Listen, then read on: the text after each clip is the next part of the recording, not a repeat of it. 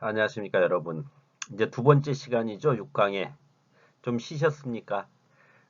이번 시간에는 여러분들과 함께 이제 앞서 우리가 염상섭에 대해서 이야기를 좀 해봤었죠. 이번 시간에는 이제 최만식에 대한 이야기를 좀 해볼 겁니다. 최만식이라는 작가는 여러분들도 뭐 잘 알고 계시겠지만 레드메이드 인생이라든지 치숙, 탕류, 그다음에 태평천하 이런 작품들이 대표적이라고 할 수가 있죠. 그래서 이제 그 부분들에 대해서는 이제 조금 후에 이제 이야기를 해볼 거고요. 그래서 이제 이 채만식으로 이 어떻게 보면 1930년대 등장을 해가지고 풍자문학이라는 것을 시도해 보거든요. 그러니까 그가 처음에 이제 등장해가지고 그려냈던 소설들이라는 전반적인 소설 안에 보면 식민지 지식인들의 어떠한 좌절과 고뇌, 그 다음에 그 당대를 바라보는 모습들이 그려지고 있죠. 그런데 그가 이제 풍자라는 방식을 통해 가지고 소설에서의 아이러니성을 드러내는 것은 굉장히 독특한 방식 중에 하나죠. 풍자문학가로서 어떻게 보면 우리 한국 문단사에 있어서 어, 유일하다고까지는 아니겠지만 굉장히 이제 그러니까 풍자문학 하면 채만식이구나라는 그런 인식을 심어줄 수 있는 그런 좋은 작품들을 발표한 거죠, 채만식이. 그래서 이제 제가 채만식을 다루려고 하는 부분들도 에, 풍자라는 겁니다. 풍자. 과연 그 풍자라는 것이 무엇이고 어떻게 이행되었는가를 보면 우리 한국 사회 안에서 풍자라는 것은 역사성이 굉장히 깊지요. 음. 그래서 어, 일단 채만식을 이야기해 보면 먼저 채만식의 풍자 정신을 이야기할 수가 있습니다. 그래서 어, 의의 풍자라는 것이 결국 식민 생활 자체에 대한 부정과 비판을 목표로 하면서 일제 식민 시대의 현실에서 소외된 지식인들의 냉소적 관점과 태도를 통해 당대 사회의 모순을 풍자적으로 형상화했다는 것이 핵심이죠. 우리 한국의 전통에서 보면 그 해학적이라든지 희화라든지 이런 것들이 많이 있죠. 그러니까 여러분들이 우리 전통 그가 안에 보면 오광대 오광대로 이제 대표되는 그 가면극들 있죠. 가면극들을 통해 가지고 양반을 풍자하다든지 당대를 풍자하는 그러한 전통이 있지 않습니까? 그러니까 오광대 같은 경우에는 이제 이 경상도 지방에서 그 가면극인데 굉장히 다양하게 분포가 되어 있거든요. 그래서 이 우리가 이제 그 우리의 역사라든지 전통 안에서의 에, 풍자라는 것은 그러니까 가면을 쓴다는 것은 뭡니까? 가면이라는 것은 자신의 본 모습을 숨기는 거죠. 자신의 본 모습을 숨긴다는 것은 그 자신의 본 모습을 숨겨 놓음으로써 가면으로 드러나고 있는 대상이 있을 거 아닙니까? 이를테면 광대를 한번 생각해 봅시다. 오광대죠. 여기서 오광대라고 아까 제가 말씀을 드렸죠. 그럼 오광대라 그랬을 때 5명의 광대거든요. 그럼 5명의 광대가 놀아요. 오광대 노름이거든요. 그럼 5명의 광대가 놀고 있습니다. 그러면 그 광대들의 직업은 뭡니까? 광대죠. 그럼 광대라는 것은 조선시대 때 천민 계급 아닙니까? 천민 계급들이거든요. 그럼 그 천민 계급인 광대들이 탈이라는 것을 쓰고 이 세상을 풍자하고 있거든요. 그런데 그거를 보는 민중이라든지 혹은 양반들도 볼 수가 있겠죠.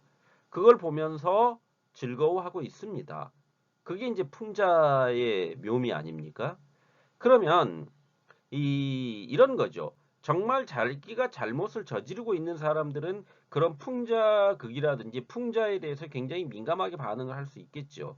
하지만 대부분의 그런 풍자를 보면서 대부분의 사람들은 세상에 대한 직접적 언설보다는 풍자를 통해 가지고 간접적으로 혹은 아이러니성을 드러내면서 이야기하는 것을 훨씬 더 즐겁게 받아들이고 그거에 대한 인식이 굉장히 깊게 남을 수 있다라는 겁니다.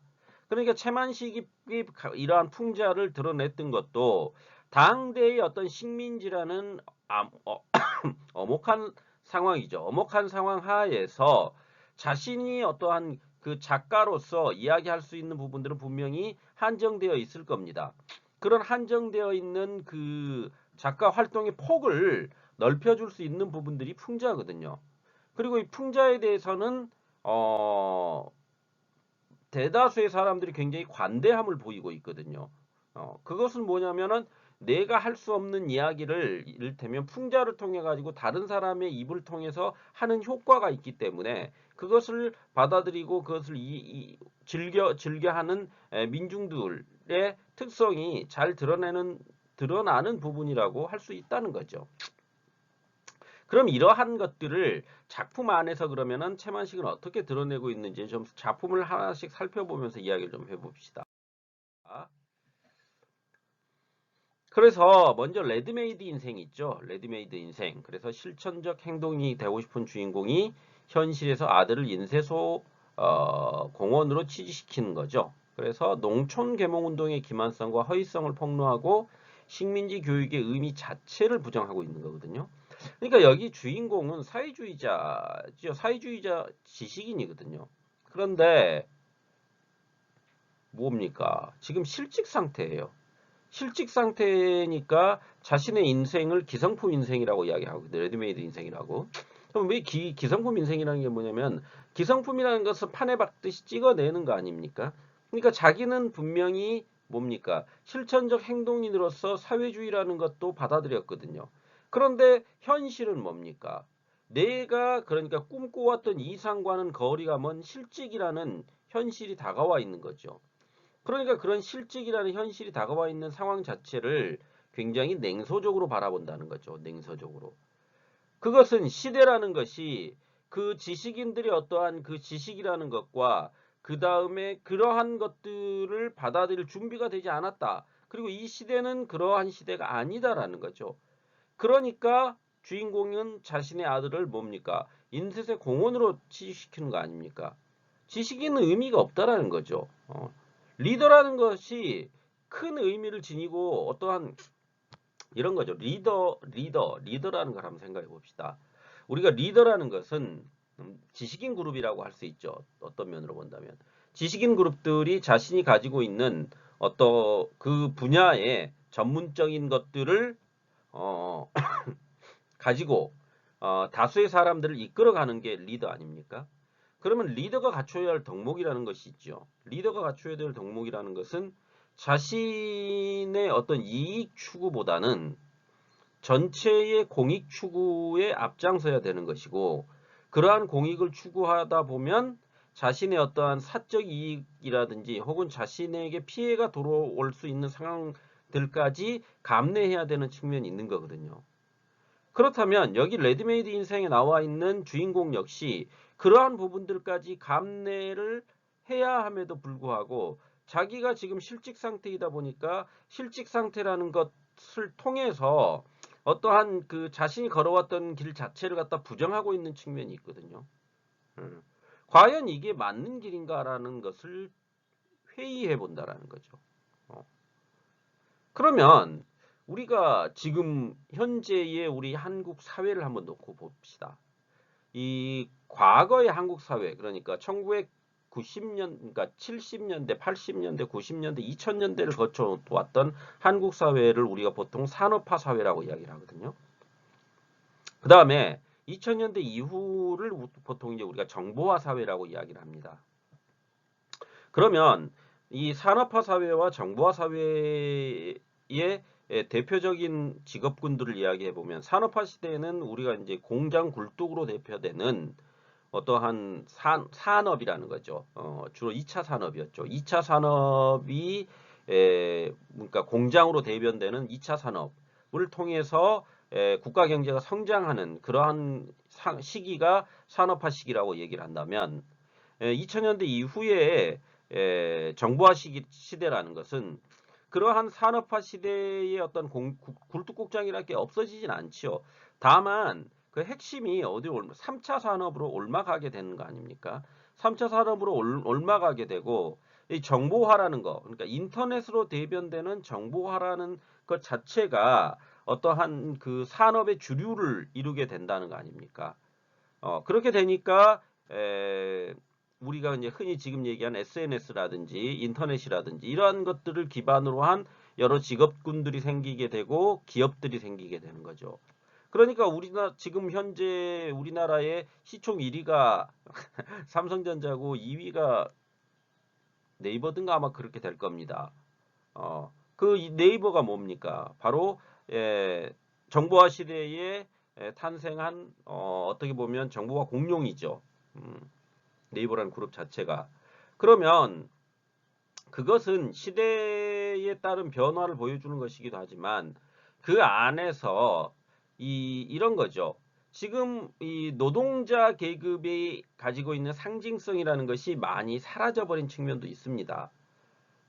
과거에 그러니까 전태일로 대표되는 그 산업화 시대 안에서의 노동자라는 것은 피해의 대상이었고 그 다음에 어떠한 그 지주계급이 자신들의 이익을 착취하기 위한 대상으로서 노동자들 계급을 이용했던 거 아닙니까?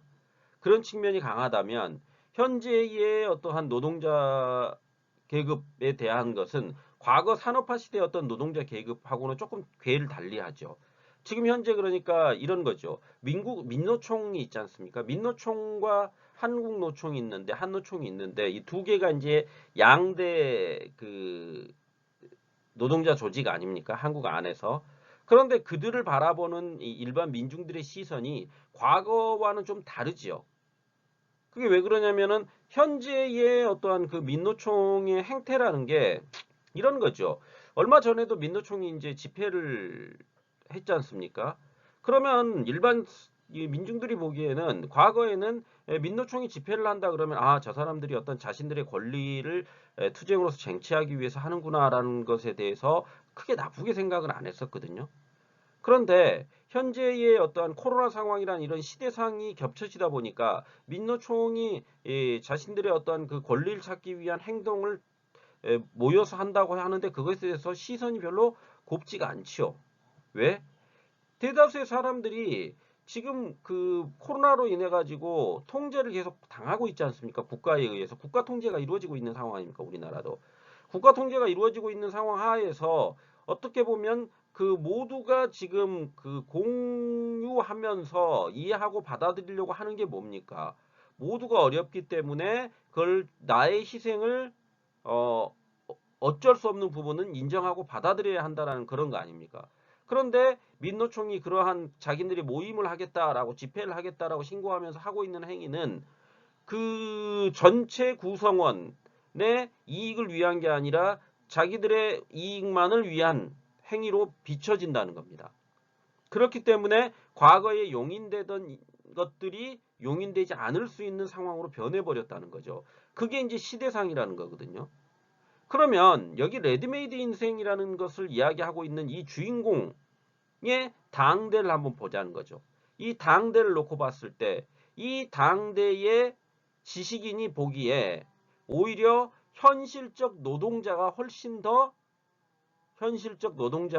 의미 있고 그들이 살아가는 게 훨씬 더 의미 있다라는 생각이 들었다는 겁니다. 그것은 최만식이 당대를 바라보는 눈이라는 거죠. 최만식이 보기에 과연 지식인 계급이라는 것이 무슨 의미가 있냐, 실천적 행동이라는 게 무슨 의미가 있냐를 다시 한번 생각해 보게끔 만들어 놨다는 겁니다. 시대가. 우리들이 앞장서 가지고 농촌 계몽 운동을 했다고 하지만 그 농촌 계몽 운동이라는 것이 궁극적으로 어떻게 됩니까? 그렇죠. 농촌 계몽이 아니잖아요. 실질적으로. 농촌 계몽이라기보다는 그냥 어떠한 자신의 리더로서의 모습만 부각시키는데 여념이 없었죠. 그들을 그러니까 민중이라는 대상을 계몽시킨다는 것 자체가 생각해 보시죠, 여러분. 계몽이라는 게 뭡니까? 계몽. 그럼 새로운 지식을 그들에게 주어야 하는 건가요? 혹은 이 계몽주의라는 것 자체가 서양에서 가져온 거 아닙니까? 그러면 계몽이 전제하고 있는 것은 무엇입니까? 니들은 무식하고 무지해. 그렇기 때문에 리더인 내가 니들을 계몽시켜서 올바른 인물로 만들어줄 거야. 이런 거 아닙니까? 그러면 그 리더라는 사람들이 그 사람들이 무지하다는 판단을 무엇으로 하는 겁니까? 무지함의 정도라는 것 자체가 뭡니까? 지식이라는 탈이죠. 자기들이 배웠던 지식이라는 그 탈을 가지고 탈을 뒤집어 쓴 채 나는 지식인이야 이러고 있는 거 아닙니까? 그리고 니들은 계몽해야 될 대상이야 이러고 있는 거죠. 과연 계몽해야 될 대상이라는 게 무엇이고 계몽이라는 게 무엇입니까? 한글을 더 많이 가르치고 한글을 자 이렇게 생각해 봅시다. 한글을 가르치는 선생이 선생인데 성격이 개차반입니다. 물론 그 계몽소설에 그려지고 있는 선생의 모습들이라는 것은 완벽한 이상적 모습들이죠. 그러나 현실 안에서 이상적 모습을 가진 선생이라는 게 몇 명이나 있을 수 있을까요? 자신이 가지고 있는 어떤 욕망이라는 것을 선생들 입장에서 선생들은 억제시키죠. 그걸 도덕과 윤리라는 관념을 가지고 억제시키는 거 아닙니까? 자신의 욕망과 욕망을. 이성의 도덕적 이성이라는 걸 가지고 눌러놓고 있는 거거든요. 그러면서 자신이 선생이라는 것을 가지고 어떠한 그 계몽의 대상들에게 자신이 가지고 있는 지식들을 설파해 주는 거 아닙니까? 그러면 그들이 설파하고 있는 내용이라는 것은 단순 지식이거든요. 그럼 단순 지식은 인간이 삶을 살아가는 데 있어서 필요한 일부분일 수는 있지만 전부일 수는 없는 거거든요. 그런데 이 농촌 계몽 운동이라는 것은 그러니까 농촌이라는 것 자체가 무지한 곳이라는 거죠. 농촌을 계몽해야 된다는 거기 때문에. 그러면 농촌이라는 것 자체를 무지와 계몽의 대상으로 상정해 놓고 있는 거 아닙니까? 그것이 가지고 있는 모순성이라는 것이 훨씬 더 크지요. 그런 것들이 바로 농촌 계몽 운동의 기만성과 허위성이죠. 과연 그러니까 식민지 교육이라는 것이 무엇이냐는 거예요. 기억니은 디글리어를 알려준다 그래가지고 그것이 전부인가라는 거죠. 그러니까 이 채만식의 경우 차라리 그거보다는 기술을 배워가지고 내가 먹고 사는 길을 찾는 게 훨씬 더 낫다라는 생각을 했다는 겁니다. 그게 더 나은 거 아닌가? 라고 세상을 향해서 의문을 던져놓고 있는 거죠. 그게 이제 일종의 레디메이드 인생인 거죠. 이해하시겠습니까? 두 번째 치숙 있죠. 치숙도 비슷한 겁니다. 그러니까 무력하죠. 무기력하고 무력한 지식인 삼촌이죠. 그 다음에 일본인 상점 조카죠. 그 일본인 상점 그러니까 일본인 상점 점원인 조카는 무기력한 그리고 무력한 그 삼촌을 굉장히 조롱하고 있죠. 그러면서 자신이 더 우월하다고 이야기를 하고 있는 겁니다.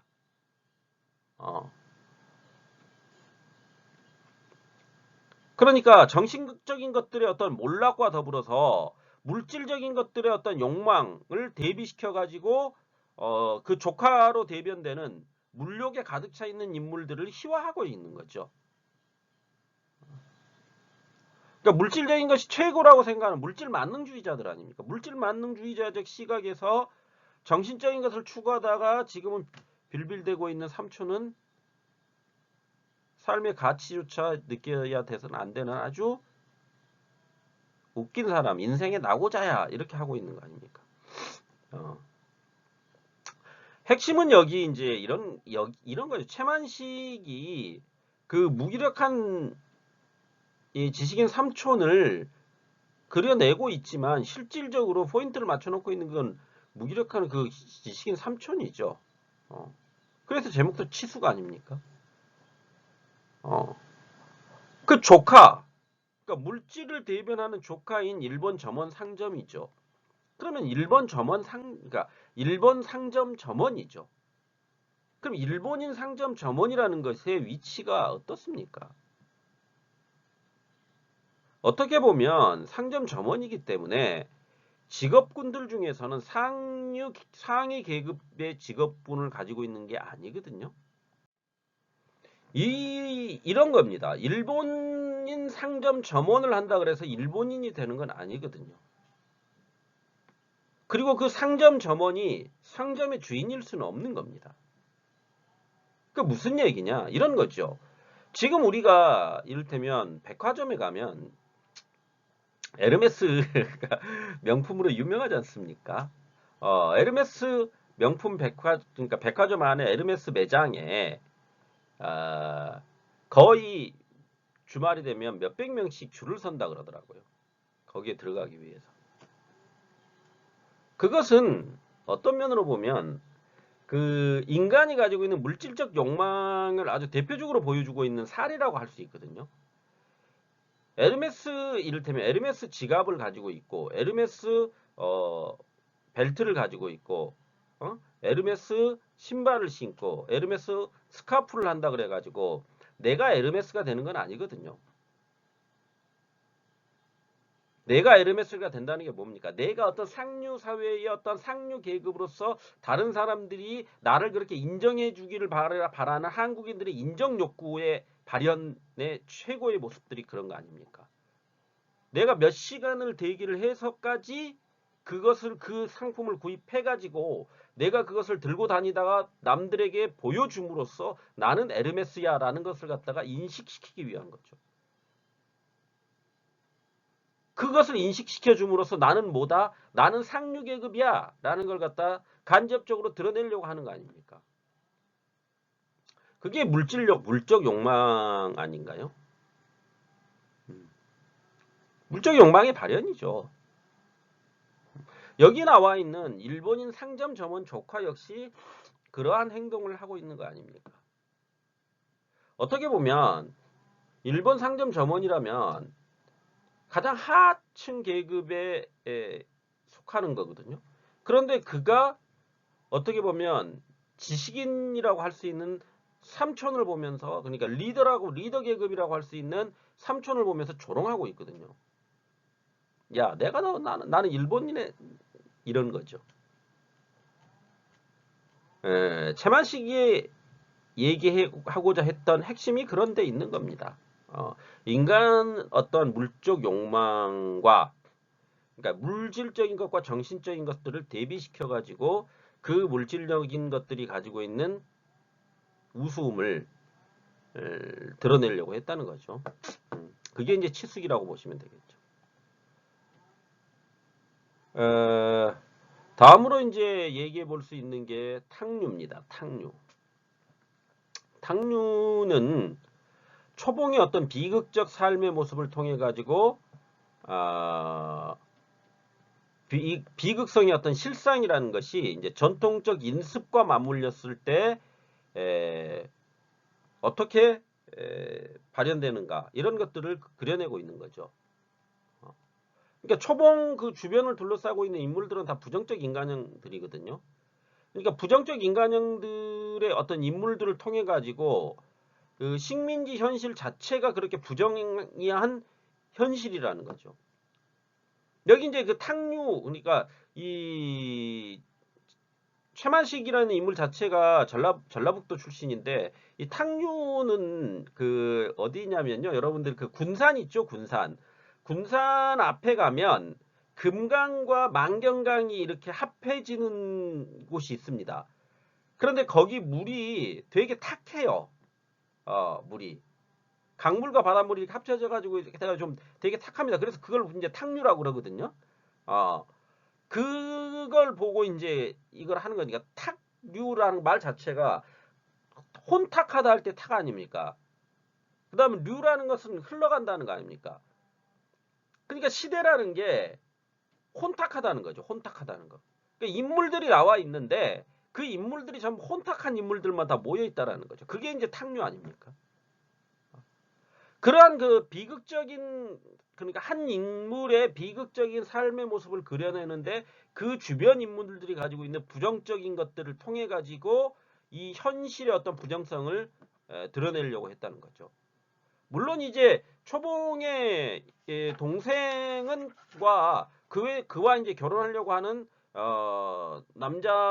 남자는 긍정적 인물형이죠. 그래서 단순하게 이제 부정적인 인물들만 있는 게 아니라 그러한 인물들을 통해서 미래를 갖다가 꿈꿔보려고 하는 측면도 그 탕류 안에 이야기로 자리하고 있긴 합니다. 그렇지만 이제 그 이야기 전체의 이제 핵심이라는 것은 이 탕류와 같이 이 세상은 혼탁해 라는 것을 작가가 드러내려고 했다는 거. 그게 핵심이죠. 다음으로 이제 마지막으로 이제 얘기해 볼 수 있는 게 바로 태평천하죠. 태평천하. 이 태평천하의 구도는 앞서 이제 제가 그 염상섭의 소설을 이야기할 때 3대를 이야기했지 않습니까? 그 3대와 구조가 비슷합니다. 그러니까 그러니까 3대의 조위관이 있다면 이 태평천하에는 윤직원이 있죠. 할아버지 윤직원이 있고 그의 할아버지 윤직원이 자신의 어떠한 가업이죠. 그러니까 자신의 집안을 이어가게 하려고 하는 손자인 윤종학이 있거든요. 그러니까 조위관이 자신의 어떤 가업을 이어가려고 하는 조덕기를 배치해 놓듯이 탕류에는 윤직원이 자신의 가업을 이어받게 하려는 윤종학이가 있거든요. 그런데 이 윤종학이 일본에서 사회주의 사상이 물들었다는 이유로 체포돼 버리거든요. 마지막 후반부에 가가지고. 그러니까 자신의 어떠한 그 일대의, 그러니까 자신의 그러니까 아버지가 부당한 방법으로 돈을 모으다가 화적피한테 맞아 죽지 않습니까? 그래서 이제 그것이 너무나 그 억울해 가지고 이 사람은 뭡니까? 일본 경찰 최고위호가 아닙니까? 그리고 이 일제 치하가 얼마나 태평성대, 그러니까 태평천하야 이러고 있는 거거든요. 이 시대는 정말 살기 좋은 시대야라고 이야기하고 있는 거거든요. 윤직원 입장에선 자신이 돈이 많기 때문에 그냥 이 시대에 그러니까 일제라는 것은 상관없습니다. 그냥 내가 살기 편하면 되는 거고 내가 살기 좋으면 되는 거예요. 그런 시대라는 거죠. 그것에 대해서 만족하고 있는 인물이 바로 윤직원 아닙니까? 그렇지만 그 윤직원 주변을 둘러싸고 있는 인물들은 또 모두 타락해 있거든요. 모두 타락해 있거든요. 그래서 윤리적 타락이 왜곡된 가족주의에 의해서 합리적으로 위장되고 있는 모습을 통해 가지고 몰락한 지주계층의 위선적 삶의 양태를 풍자적으로 형상화한 게 바로 태평천하다 이렇게 볼 수 있다라는 거죠. 그러니까 윤직원이라는 그 직원도 실제로는 뭡니까? 돈을 주고 산 거거든요. 자기가 양반이 되고 싶은 그 욕망에. 그러니까 자기 양반이 되고 싶은 욕망에 직원이라는 것을 그 직위를 사가지고 자기가 윤직원이 된 거거든요. 조의관도 똑같거든요. 의관이라는 그 직위를 돈을 주고 사는 겁니다. 그래서 나는 양반님네 하고 있는 거죠. 그러면은 그 봉건으로 대표되는 그 두 인물, 조의관과 윤직원은 바로 뭡니까? 그런 봉건성, 야 나는 양반님네 하는 그런 허위성이죠. 허구성이고. 그런 것들이 가지고 있는 모순들을 드러내고 있는 거죠. 그런데 그런 인물들 주변에 있는 인물들이 모두 부조리한 인물들이라는 겁니다. 그런 부조리한 인물들의 모습을 이 염상섭은 조덕기라는 인물을 통해서 바꿔 나가려고 했던 거고 거기에 비해서 이 채만식은 이 시대가 웃긴 시대임에도 불구하고 말도 안 되는 식민지 치하임에도 불구하고 그것을 윤직원이라는 한 명의 인물은 태평천하라고 인식하고 있다라는 이러한 현실에 대한 부조리함 이런 것들을 그 풍자 이런 것들을 통해서 드러내려고 했다는 그게 핵심이라는 거죠. 이해하시겠습니까? 그래서 이러한 채만식 소설의 의미를 한번 살펴보시면 총 4가지를 이야기할 수가 있겠죠. 그래서 식민 지배의 어떠한 현실 자체를 부정하고 그 현실에 기생하며 살아가는 인간들을 부정의하게 바라봄으로써 당대를 바라보는 시각을 굉장히 다양화시켜 놨다는 거죠. 더불어서 일제치하 식민 지배에서 어떤 형성되는 제도와 그 제도에 의해 규범화되고 있는 왜곡된 삶의 가치를 부정해 버림으로써 시대에 어떻게 대응해야 되는지를 생각해 보게끔 하고 있다는 겁니다. 더불어서 풍자의 방법을 통해 가지고 풍부한 서술을 가능케 했다는 거죠. 그러니까 태평천하는 전통적 판소리 어조를 활용하고 있거든요. 그러니까 전통적 판소리 어조를 현대적으로 재현한 문체를 통해 가지고 새로운 시도를 보여줌으로써 문학적인 풍부함을 드러내고 있다는 겁니다. 또한 투철한 민족의식을 통해 가지고 한민족이 가지고 있는 독자성과 주체성을 자각해 가지고 민족 정기를 지키려는 의식을 보여주고 있다. 이런 것들이 채만식 소설이 가지고 있는 핵심이라고 이해할 수 있다는 겁니다. 그래서 이제 제가 오늘 여러분들에게 이 염상섭과 채만식이라는 두 인물들이 가지고 있는 모습들을 통해 가지고 이 당대를 어떤 식으로 바라보려고 했느냐 두 작가의 모습을 통해서 여러분들이 이제 좀 아셨을 겁니다. 그래서 좀 이제 짧게 하려고 그랬는데 시간을 하다 보니까 벌써 또 30분이 넘어버렸네요. 아무튼 여러분들이 이 두 작가는 분명히 한국 문학사에 있어서 굉장히 좋은 작품들을 많이 남기고 있는 작가들이기 때문에 연구 대상으로 삼으셔서 연구해 보셔도 괜찮다는 생각을 개인적으로 가집니다. 아무튼 예, 듣느라고 수고들 하셨고 이 제가 수업 중에 말씀드렸던 생각해 볼 부분들, 고민해 볼 부분들 다시 한번 시간이 되실 때 한번 생각해 보십시오. 그게 이제 대학원생으로서 연구자로서의 바람직한 자세라는 생각을 가집니다. 감사합니다.